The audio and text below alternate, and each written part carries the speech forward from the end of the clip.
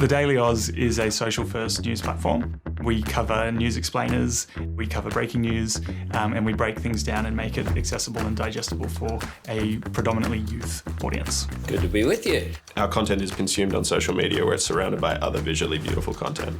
We want the cosmetic feel of our news to match the quality of the journalism. Is it practical? In our studio, we have a bunch of Blackmagic 6K cameras. They're all connected to the A10 Mini Extreme, which is outside in our control room. We record sit-down interviews, we record daily podcast promo videos. We can load up a script into the teleprompter and record a quick piece of camera message for a newsreel. And the beauty of these cameras means we can do all of this really quickly with minimal setup. You're really able to take a smaller camera around without compromising on the image quality that you might get from a larger cinema camera. We can go into Parliament House, we can film with the Prime Minister, with the Opposition Leader, with the Treasurer, when we're only given 15, 20 minutes to set up, but we're still able to set up like a 3-camera shoot and it looks $1 million. We've used it out in the wilderness, in the Daintree rainforests, on boats in the Great Barrier Reef, everything from there to even just interviews and voxies on the street with pedestrians that we're hoping to interview for our news content. I don't have a background in editing videos or producing any kind of videos, and now I work in a newsroom where every day I'm making 1 billion TikTok videos.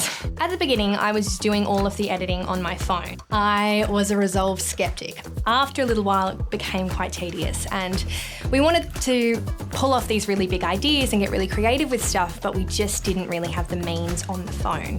Once we moved to Resolve, everything kind of just became a lot easier and we could bring in those really big ideas and make them come alive. All of a sudden I was able to get different layers going and I could bring in longer form content and use interviews and different parts of scripts and different parts of people speaking in press conferences and just get a very textured, layered piece of content, which I just wasn't able to do before. And everything just became a whole lot easier and it became like a second language.